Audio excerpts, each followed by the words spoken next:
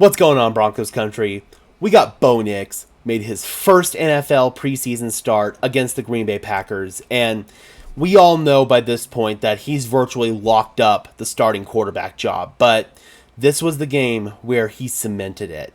Let's go ahead and get into the All-22 coaches film and showcase just how good Bo Nix performed in this game. So on this first play for Bo Nix, I thought that former Bronco Orlando Franklin explained this play perfectly on the halftime show during the 9 News broadcast. This is a play where Bo Nix does a great job trusting the other 10 guys on the field around him. So on this play, we're going to get a little play action. Michael Burton is going to leak out into the flat. This Packers edge rusher is going to come across here, and what I love about this is Javonte Williams in the backfield right here is going to chip and take out this edge rusher. He's going to actually do like a little cut block, just kind of squat down and cut out this edge rusher's legs right here to take him out of the play and wash him out. A really great job right here on the cut block, and it's a good job by Bo Nix trusting it. Now, what's going to happen here is Adam Troutman on the end is going to be running this shallow cross, and when you're running a crossing route, what you're taught is versus man coverage, if you've got a guy on your back, you just keep running, you just keep hauling it. But against zone coverage, where there are naturally going to be soft spots, you find that soft spot, and then you just sit down, open your hips, open your arms, and basically be a friendly target for the quarterback. Travis Kelce is phenomenal at doing this, and Troutman does a good job here as well. Bo Nix is going to do a great job, again, of just trusting the other guys around him on this play. So going ahead and rolling it, you get your play action.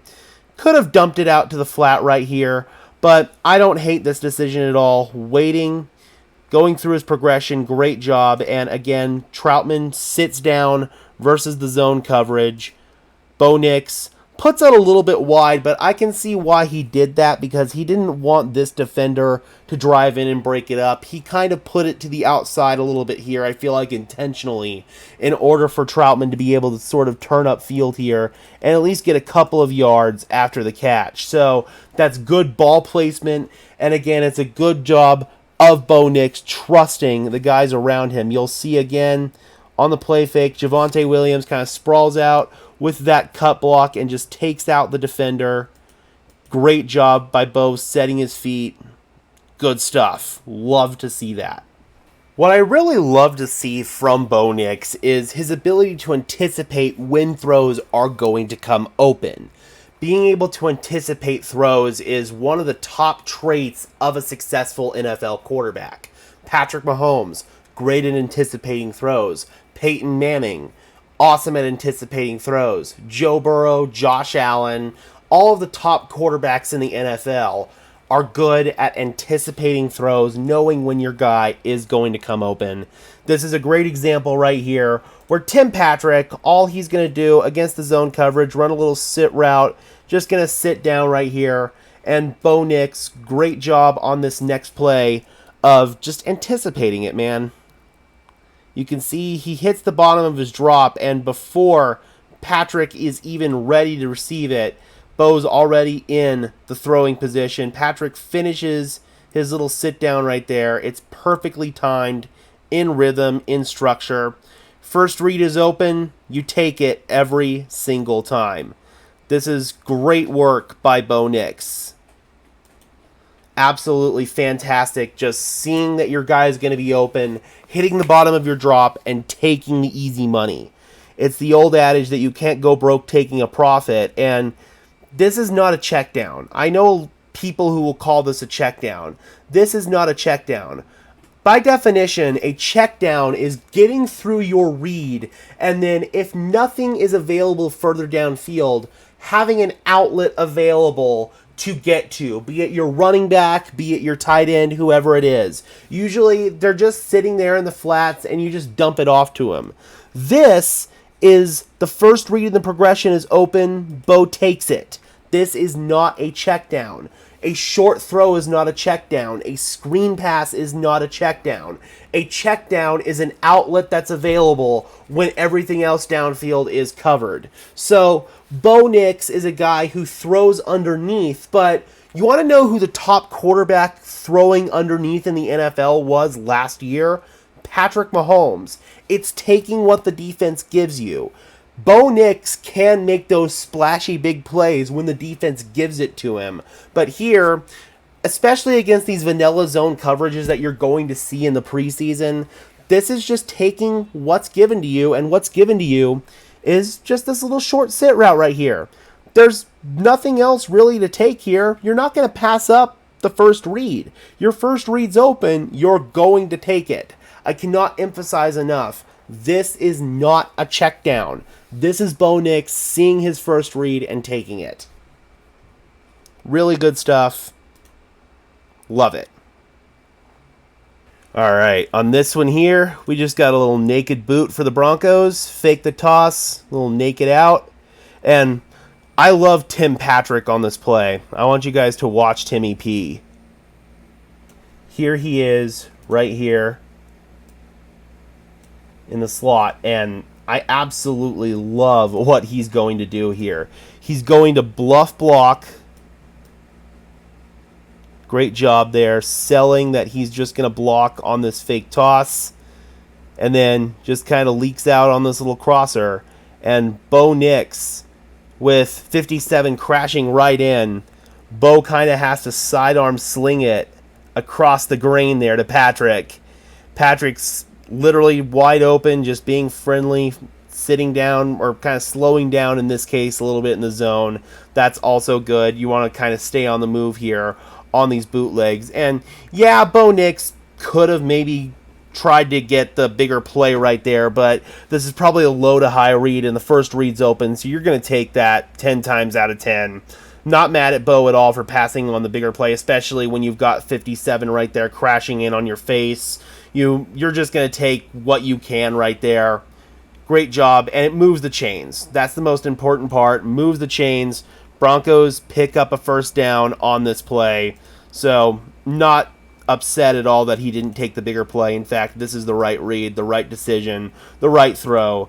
Great job by Timmy Patrick selling that block and then getting open right there. I'm so happy to see Tim Patrick looking like his old self again. It was so rough seeing him go down with the ACL in 2022 and then the Achilles in 2023. You could just see how much this man has had to go through over the last 2 years. His teammates are happy for him. They really dapped him up in the locker room, and this wasn't the only play that he made that made an impact in this game. Just really good stuff, man, to see Timmy P back. I love it. All right, so on this one here, this is a concept that I would hope you guys recognize. This is going to be a little motion right here to the left side from Javonte Williams. This is mesh. We have showcased mesh so many times on this channel, but just in case you guys are unfamiliar, we've got a pair of shallow crosses right here. This is the mesh part of it, and it's usually paired with little sit route over the ball with some decent depth, and then a swing route or a wheel route out to the running back right here. And this is a play that Bo Nix saw against Indianapolis, and he failed to throw either one of the open crossers. It looked like both crossers were open on the play in Indianapolis. This is one where on the television copy it looked like he misread it again, but this is why I always say you have to watch the all 22, because you can see that he didn't exactly misread it in the way that people thought he did. I saw people say that he should have thrown one of the crossers, but as we go ahead and let it roll here, he hits the bottom of his drop, and neither one of these crossers look to be open. It's zone coverage, and generally against zone coverage, you're taught to just throw this deep hook right here. That's the best throw, but you can also see that this wheel route to Javonte Williams is probably open. It's 3rd down and 3. You think in theory that on this wheel route, Javonte Williams can break a tackle, get upfield, and get the first down. I appreciate Bo trying to hunt with the ball. It kind of looks like he really is waiting for Tim Patrick to come open on the hook. But the problem is Calvin Throckmorton starts to break down right there. So Bo Nix realizes that this isn't going to work. He's got to get the hell out of Dodge. He kind of tries a little pump fake there to freeze the defender, which is a good job. And you can see that Javonte Williams eventually comes open, and Bo Nix is able to get it to him for a touchdown. The only problem is he was about a yard beyond the line of scrimmage. So this play did not count. It was a 5-yard penalty. The Broncos ended up ultimately kicking a field goal. But here's the part that I love. After Bo makes this throw, he comes over to the sideline, and who's there to greet him but Sean Payton and Davis Webb with high fives, dude. I don't think I ever saw Sean Payton high-fiving Russell Wilson last year. That is so awesome. Being beyond the line of scrimmage there is just a minor coaching point. That's something that can be easily cleaned up. But this is just a great job here by Bo Nix, kind of creating something out of nothing. Just got to make sure that next time you're behind the line of scrimmage. But I love to see that energy on the sideline there from Sean Payton and Davis Webb, especially Sean Payton. You can tell Sean Payton knows he has found his quarterback. All right, so on this one here, we do have some bad. It's going to be a pistol formation here for the Denver Broncos. And you can see here that just a little play action.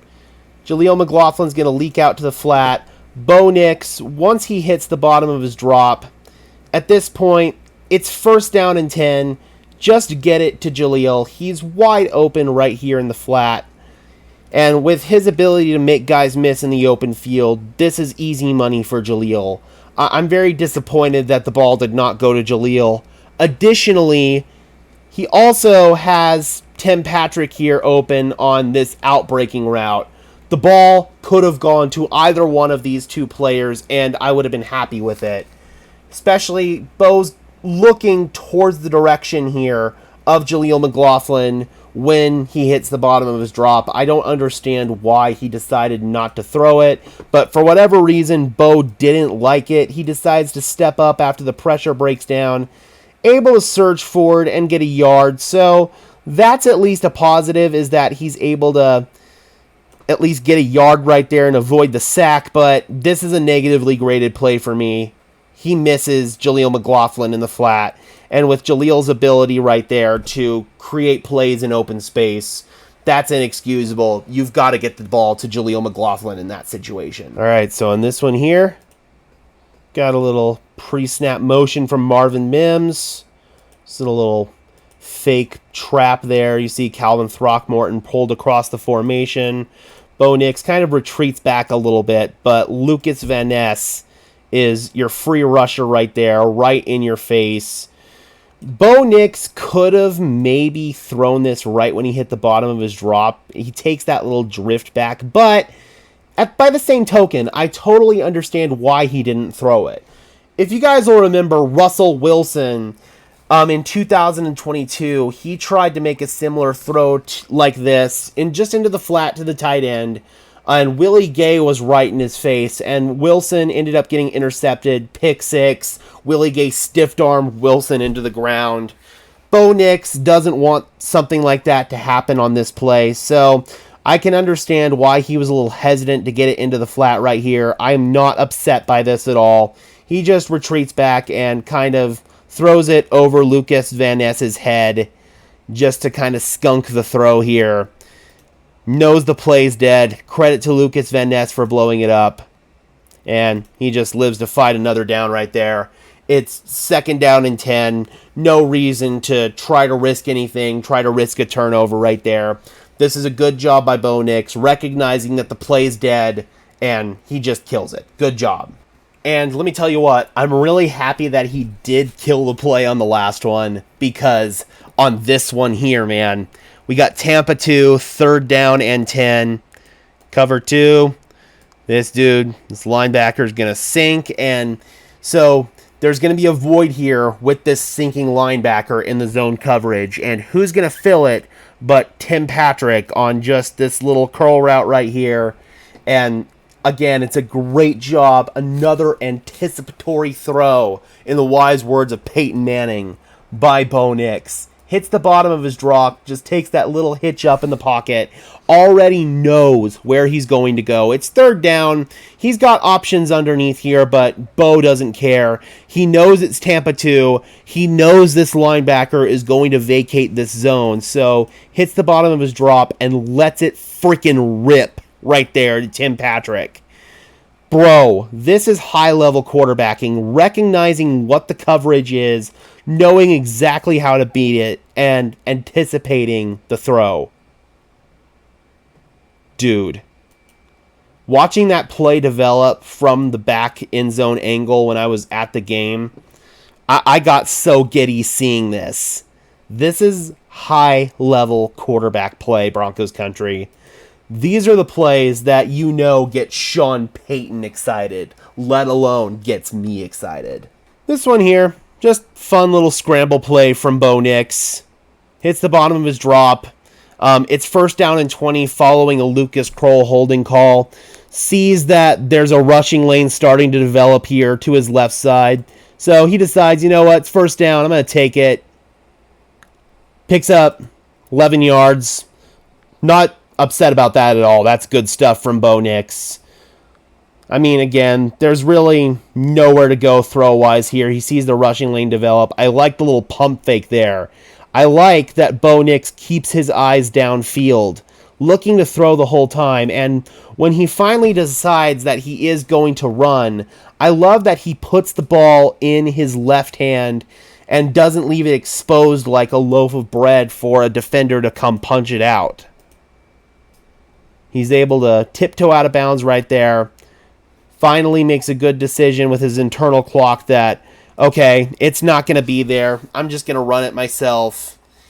He tries to look to throw for as long as he can, but right there, good job on first and 20, picking up 11 yards. We'll take that all day long. Here we've got yet another just high-end anticipatory throw from Bo Nix. Cortland Sutton, post. Dude, high-level stuff from Bo Nix, recognizing that Sutton is going to be open deep here. Again, hits the bottom of his drop, steps up, and rips a freaking seed. Absolutely phenomenal job by Sutton, flattening his route against the cover 3 that he's getting right here. He also had the option to split it deep a little bit more if it was a middle-of-the-field open coverage. He flattens it there against a middle-of-the-field closed coverage. Single high. But, again, man, great job by Bo Nix anticipating that and ripping a dart. Beautiful. Just beautiful, beautiful, beautiful stuff right there. From the route running to the throw. Another play that just gets Sean Payton excited and gets me over the moon giddy. Like, I love seeing high-level quarterback play like this, dude. Holy crap. That's bleeping awesome, Broncos country. It really is. I cannot stress how awesome that is. All right, final play here. Second down and goal. They get up and quick count them after a running play. Just a little boot out right here. Throw, touchdown, Tim Patrick. You can see on this one right here that Tim Patrick is going to kind of leak across the formation right there. And then Jaleel McLaughlin's also going to leak to the flats. And Tim Patrick said in his post-game presser that this play was actually designed to go to Jaleel McLaughlin in the flat, but with the free rusher crashing in and it just was kind of a cloudy look, it was well covered. You could see that Tim Patrick knows there's going to be this little void here where there's no Packers defenders, that he can kind of slip it in, and Bo Nix does an excellent job threading the needle on that one. Tim Patrick didn't know if Bo was going to see him, but Bo did indeed see him. Touchdown Broncos. What a way to cap off the drive right there.